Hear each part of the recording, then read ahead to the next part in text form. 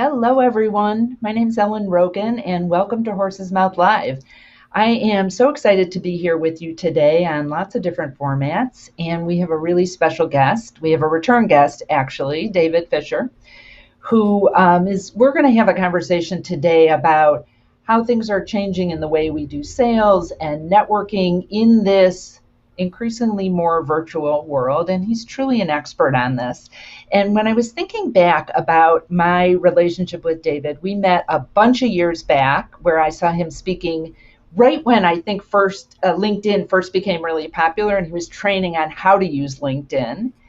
And then we reconnected. I've been on his mailing list. He sends out great emails with all sorts of really helpful information on sales tools. And we connected again a couple of years ago when he had a book come out on 575, A Daily Glimpses of Chicago Life Seen Through Haiku. And I thought, well, isn't that wonderful? And I reached out to David and we started talking again and really networking in person then. But before we get into this conversation, let me briefly give you a little bit more of David's formal background. David J.P. Fisher, also known as D. Fish, is a speaker, a coach, author of, get this, 9 books, not just about haiku, but mostly about sales.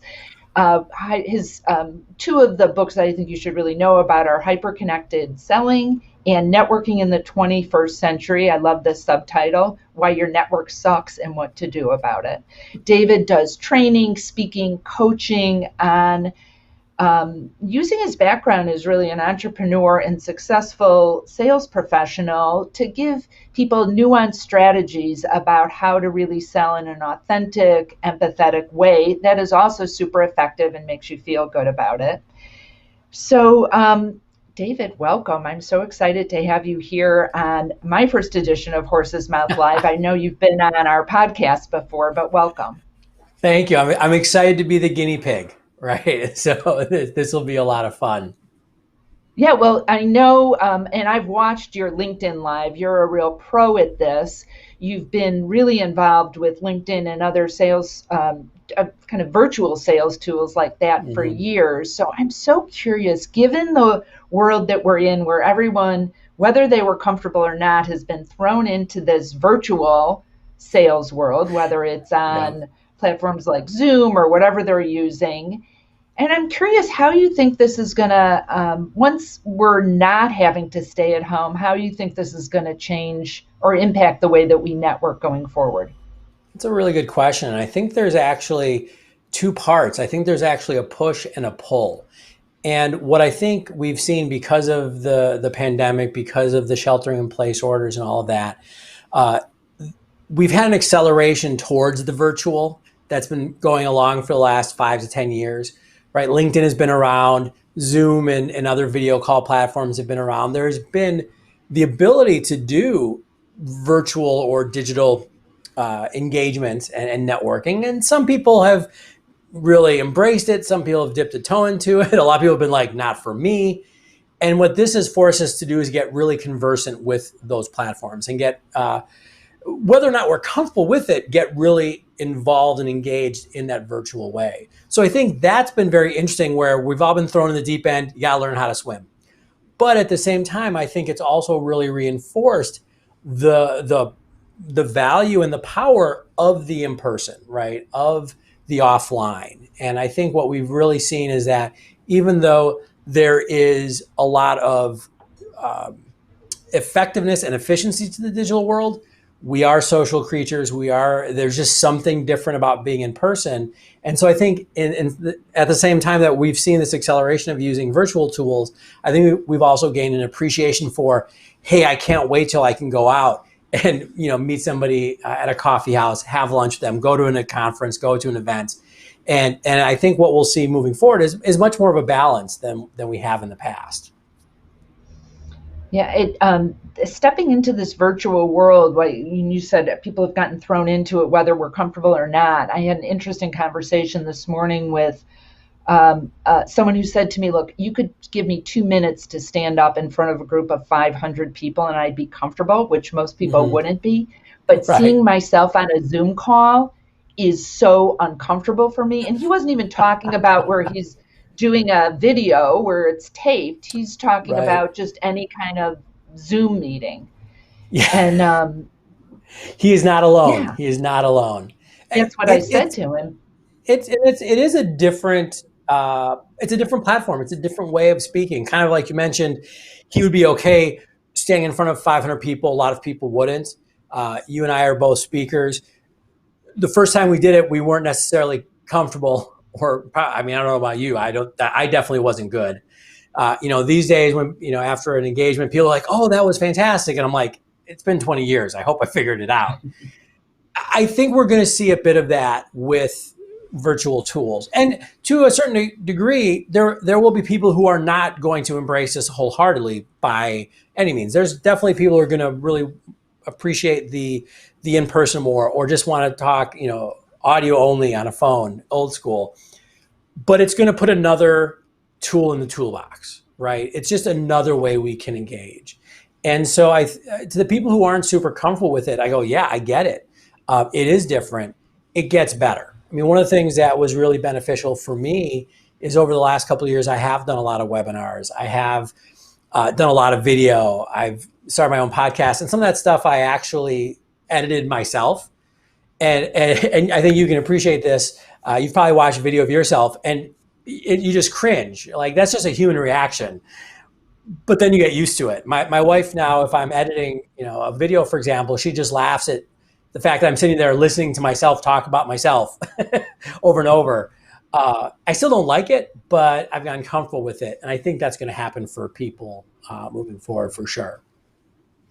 So, what are ways that you're seeing people being very effective at networking in this, in this online world, whether it's through Zoom or other platforms people are using that has Yeah. been effective and you think will carry on?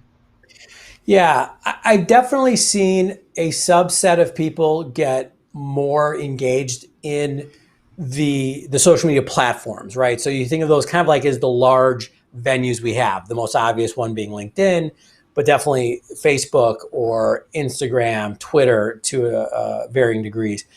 And I think that there, especially, I come from the sales world. I've seen a lot of sales professionals, whether those are working for large organizations, financial professionals is a great example of this. More independent sales professionals have gotten more engaged on LinkedIn. Many of them poorly. I see there's a lot more mistakes. But in some ways, that's good because, again, you learn etiquette by doing it. You just like the first time you go to a conference, you're kind of a fish out of water. You meet a couple people, you see how conversations are happening, what the etiquette. That's going to happen a lot more. So I do see people engaging more fully on those platforms like LinkedIn, and I think that's going to be key moving forward. The Zoom call, I think Zoom is going to become a verb, kind of like Google or something like that. It's like you're not going to say, "Hey, do you want to do a video call?" You're like, "Hey, you want to do a Zoom?" Right? Or we'll Zoom together. I actually now have taken a call calling it the Zooms, because if we got my 73-year-old mother on the Zooms, we can get anybody on it. I think that, again, is going to be a tool that we're conversant with. And then, moving past this time, and we're obviously still in this time where a lot of uncertainty, there's definitely some places have opened up, some still haven't. But eventually we're going to get back out there. I don't know. Who knows if that's in a month, 3 months, a year, who knows? I think people are going to really embrace, like, again, we're going to be, hey, when can I get to a conference? When can I go to a coffee house? But there's the saying that once the mind expands, it doesn't contract. So now we know that, hey, I can have a conversation on Zoom with somebody, or, hey, that meeting that we were going to have, we can actually just do a Zoom meeting, instead of so-and-so having to, we're both in the Chicago area. You know that going to a meeting that for 45 minutes could actually be a half a day experience with travel, and you might not take that meeting. But now you're like, hey, jump on for 45 minutes and still have a good conversation. Yeah, let's do that. So I think the people that are really doing it right are kind of doing this mix of right now where they're going, hey, I'm going to get engaged in the social media platforms where my audience is, meaning where my prospects are, my clients are. LinkedIn is a big one for more professional stuff, B2B, but it could be some other ones. And then just actively, I mean, this is something that's been important for me during this time because I loved going and having a cup of coffee, having lunch, getting together for a happy hour. I've been just really diligent about because you don't always want to, right? It's these are weird times. Sometimes just going, hey, I'm going to reach out to these 5 people, say, hey, can you jump on for half an hour, 45 minutes? Let's have a virtual coffee. Let's have a virtual beer. And it's interesting because it always feels a little weird right before you're going to do it. Like I had a beer with a friend who just graduated from business school yesterday. And right before I'm like, this is so strange. I've got my beer. But afterwards, you're so glad you did it. And it really establishes the human connection more. And also just, I think it's good for business long term. So I have to go back to a comment you made, and I have ideas in my mind, but you said you've seen people do it really, really poorly on LinkedIn. So what are some big mistakes that you see people making? How much time do we have? So I think the best way of kind of conceptualizing this is something I said earlier about going to a conference at the first time and is overwhelming. And you start to learn the etiquette of it, right? The etiquette of that group of people and that audience and how you engage.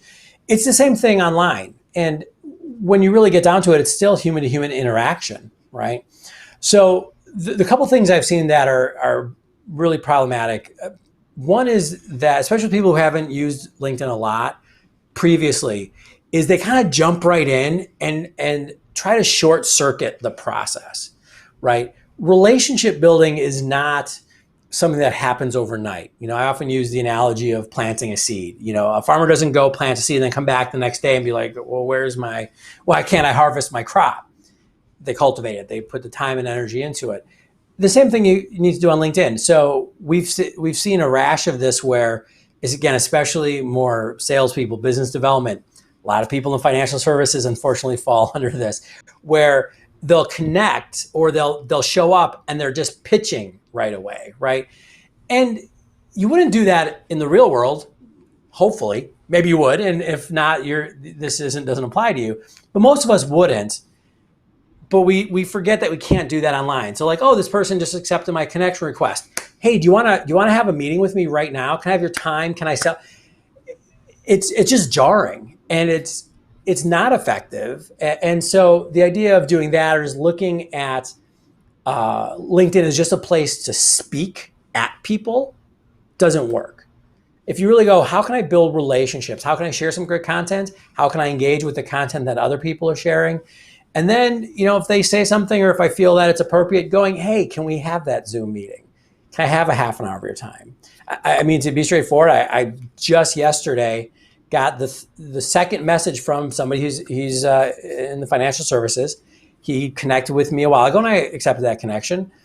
And he keeps trying to say, hey, can I have time? Let's meet. I want to meet. And I'm like, dude, you have not proven that you're worth my time. Not that my time is that important, but I'm busy. I've got a 10-month-old son. I've got a business. I got a lot of stuff to do. If he had taken even just a few minutes to do some research so that I knew it was important for me and not just part of his prospecting campaign, that'd be important. So those are a couple of the big ones that I'm seeing that people are really mistaking right now. Are you seeing anything that's really bad? No, that's where I thought you were going to go because it makes me crazy. Now I've gotten a little key that if someone's like, hey, I'm a business builder for blah, blah, blah speakers or financial advisors or that I sometimes don't even accept that LinkedIn request because I know immediately I'm going to get like, hey, if you're looking to build your prospect base, and it makes me insane. Yeah. So what are ways when you say add value for people and if you're starting on LinkedIn, can you give us, or, and for financial advisors, give some ideas how they might be able to start to cultivate those relationships? So that's a really good question because the word value is kind of an empty word, right? It meaning that we all have a different definition of it. And it's like freedom or love. If I said, hey, define that, you'd be like, it means this. And so value is definitely a word that gets thrown around a lot in the business development world. And there's not a lot of meaning behind it. Here's what I think value means, especially in the context of LinkedIn, especially in the context of building a relationship with a prospect or a client. It's giving them an insight, not just information, but an insight that helps them make a decision more easily, more effectively, or more efficiently. Okay. So the value really is not in, hey, here's this article that I want to share with my network. The value comes, I read this article about college. I'm just going to make up a scenario here. It's an article on college planning in a post-coronavirus world, right? Who knows what college is going to look like even, right? So if you're a financial advisor, you work with a lot of families doing, planning for the future, you might put that article up and go, hey, this is an interesting article I read. What I keyed into was this point, right, about financial vehicles and how they might change, how 503B or whatever it's called might change. So now I go, oh, if I'm a good prospect for this financial advisor that I'm worried about these areas, okay, I'm going to read this article and I now have some better information. That person just gave me value. Because does that make sense? It's helping them. It's helping the people you're sharing the information with, again, solve their problems better. And I also I call this process being a sales Sherpa, where you're like positioning yourself as the guide. They might not buy from you right then, but if they have a question down the line, if they might want to, work with a financial advisor, they go, hey, I'm gonna call Ellen because I know she talks about these things, and I like the information she shares that helps me think about it more effectively. So does that make sense? Where I'm kind of approaching value again from not just an information, but how to use that information. Yeah, no, that's great. And it was a perfect example for financial advisors of a way they can take a question or information that's out there. And I've actually found on the things I share, when it's been something that can really add value for people, I get much more. Not that I would want to share something that doesn't add value. Hopefully, I'm always, or whatever helping them. I'm afraid to use the word value now because we know it's an empty word according to David Fisher. But yeah, I That's get the that. quote of And the show. Oh no. I've also had a couple ways that people have engaged with me that has made me want to have a relationship with them more. So on my posts, there's a financial advisor that is often commenting and liking my posts. And Mm-hmm. not to the point where it feels insincere or annoying or like she's just doing Right. that, but at the point where I was like, wow, she, is constantly making comments like she's actually read them. And I feel like if she reached out to me and said, hey, Ellen, I have a question or I'd like to connect, I would absolutely say yes. Yeah. And I know from a PR standpoint, there's a CNBC correspondent who I share a lot of her information because I think it's helpful for people and comment on it. Years ago, when my book came out, she interviewed me, and she's a national correspondent. And right after I just shared one of her articles, ABC News, national news, called me and said that they got my name from Sharon. And I was like, Yep. oh, okay. That I didn't Right. do it for that purpose, but I also knew it would help me build a relationship with her. So I think there's strategic ways that we can be adding value as well. Yeah. Absolutely. And we're on LinkedIn, for example. I mean, it's a professional site. We're talking about business stuff. Yes, we're building a human relationship, and there's kind of a personal or human component to these relationships. But yeah, it is business as well.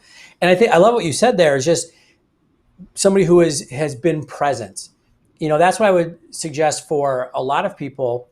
If you are starting to really embrace, for example, LinkedIn, don't say anything for a while. Just start engaging with the content of other people. Say, hey, that's an interesting article. Thank you for sharing. Or congrats on that. Or, hey, this makes me think of X, Y, and Z. Don't ask. Now, going back to that advisor reached out to me, and I'm like, I'm not going to take time for you. If he had instead started to show up on some of my posts, hey, thanks, David, this is interesting, or hey, that's a great tip on LinkedIn. And then if he reached out to me and said, hey, I was looking at your profile, and obviously you're an entrepreneur, I work with a lot of people in that space. would love to get to know you a little bit better, see if I can be of value. I'm probably going to take a half an hour. Now I'm also going to tell him I know many, many, many, many people in this world. I'm all set, but there might be something I can do to help him, vice versa. I'm more likely to take that conversation, that meeting. Yeah. But yeah, you've got to invest first. You can't to use an analogy. One of my first sales mentors said, you can't look at a fireplace and say, "Give me some heat, and then I'll give you some wood." Right? You've got to invest first, for sure. Yeah. Yeah. Do you have any tips, since we're focusing right now on LinkedIn, in terms of ways people can do their profile? I know advisors have certain restrictions for compliance purposes, but I don't think they're required to be boring and awful in their profile. Well, it's interesting you say that, because I've actually been working with the financial services field, specifically around LinkedIn and social media, for almost a decade. And the rules have changed quite a bit. And they actually weren't as stringent even 10 years ago. They've definitely loosened up. Most advisors have used compliance as a reason to not do anything. And it's just an excuse, right? I've also sat down with heads of compliance of really big firms who have said, hey, we don't want to tell people not to do stuff. We just want to keep them out of trouble. And conversely, the company out of trouble. A couple quick things, and I've written a book on this. There is a Networking in the 21st Century on LinkedIn. Got to plug a little bit right there. But a couple quick things you can do. I always ask these 3 questions when I'm working with somebody on their profile. What is my goal? Who is my audience? How do I want them to see me? Very few people answer those questions. And what happens is, if you answer them, and by the way, write them down, put them on your computer, write them on a pad of paper, it creates clarity. Then when you go to your profile and you go, what should my banner image be? What should my headline say? How should I write my summary section? The answers the strategic answers you have actually kind of guide, right? Well, hey, if my target audience is people that are about to enter retirement, so maybe kind of late career executives, entrepreneurs, people like that. Okay, that's I need to speak in a way that's attractive to them, and I need to address their problems and how I solve their challenges, right? So that's why that process seems counterintuitive to first pause before you actually write anything down, but that actually makes for a much better profile. The other big thing I would suggest too is, as you just said, you don't have to be boring. I'm going to say something which might be anathema to some of your viewers and listeners, but at a certain point, financial services is relatively commoditized. Relatively, I mean, yeah, and we can sit there and it's kind of like snowflakes. You get up close, everybody's really different, but from 6 feet away, it all looks the same. And the reason why I say that is, if all you say is, I help people with their financial planning, I help them plan for the future, I help them minimize their tax load. Great, so does everybody else. But if you can actually bring that personality into it, not that you have to be unique or crazy or out there, but I've worked with professionals, for example, financial advisors who are like, I was a teacher for 20 years, and then I had a career change and I went into this. Sharing that lets me know, wow, you come at this from a very specific point of view, which, by the way, if I'm a teacher, I might appreciate. Or if I want somebody who's really going to educate me, I'll appreciate. Versus someone who was like, I was a professional athlete, or, I was a college athlete, and that's how that informs how my approach. I mean, even with the work I do, there's other LinkedIn people, there's other sales trainers, there's other speakers. Not all of them have written a book on haiku, right? And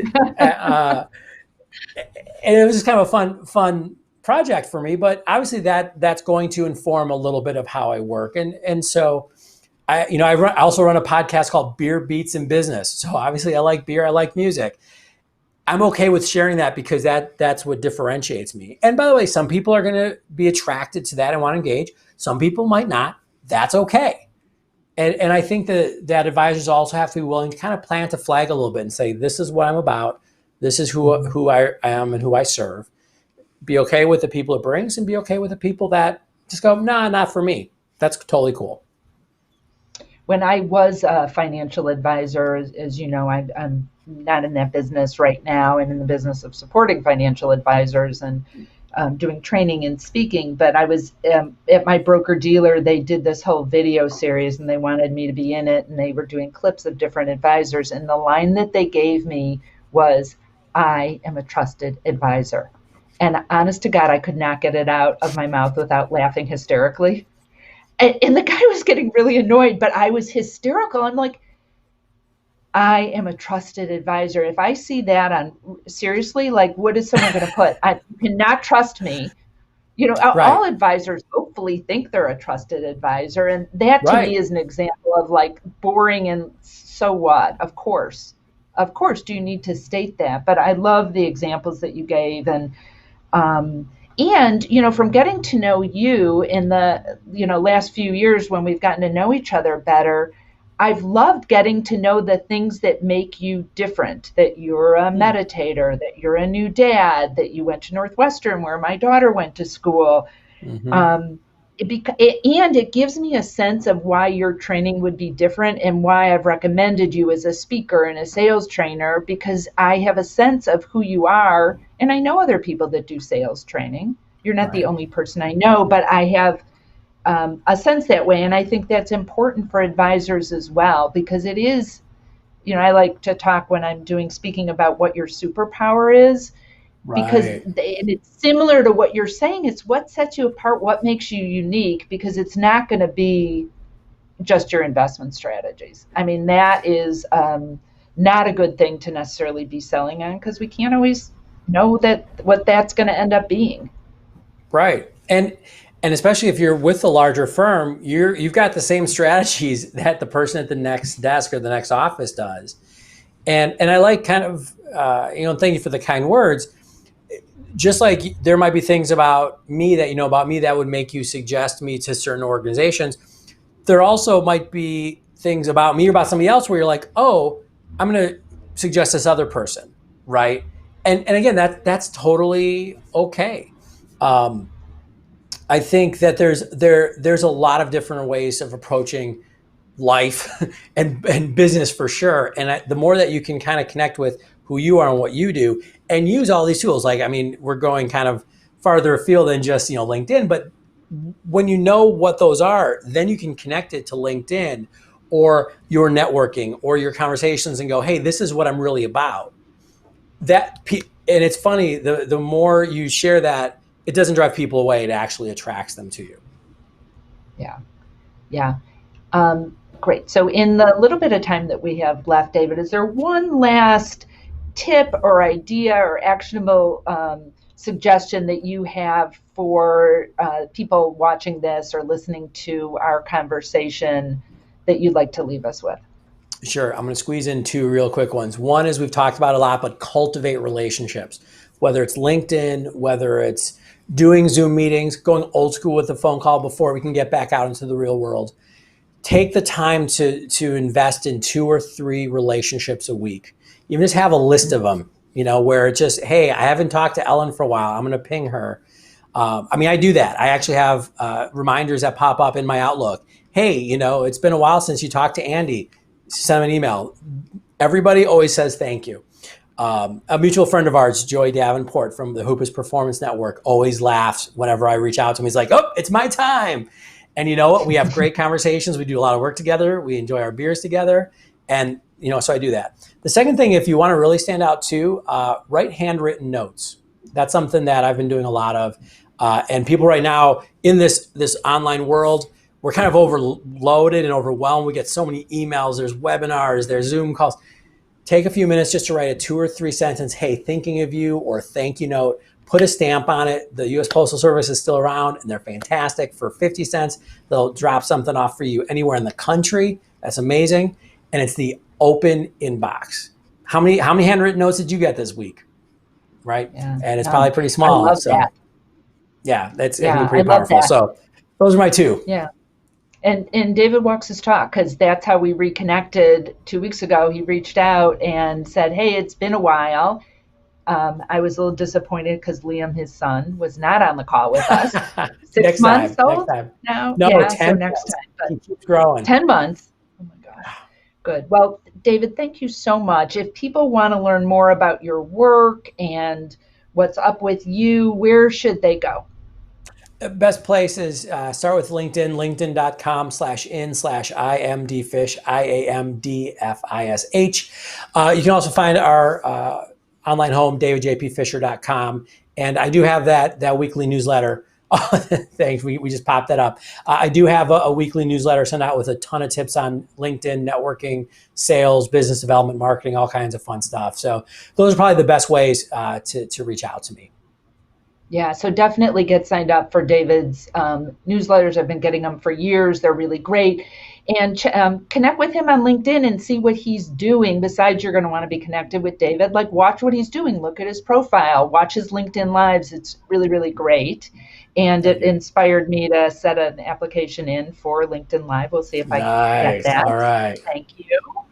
Yeah, and thank you all for being here with us on my first Horse's Mouth Live. We've been around for many years on the podcast, and hopefully you're a frequent listener, and now you'll be able to watch us live or the recording. My name is Ellen Rogin, and you can find out more about me at ellenrogin.com. And a special gift for you all if you go to ellenrogin.com/horse's mouth.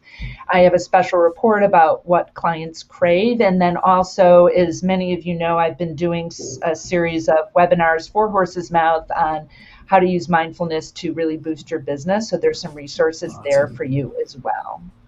So until next time, the question to ponder is, how big of an impact are you willing to make? And again, let's remember to add true value, not the empty kind of value, to all our relationships. Thank you all so much.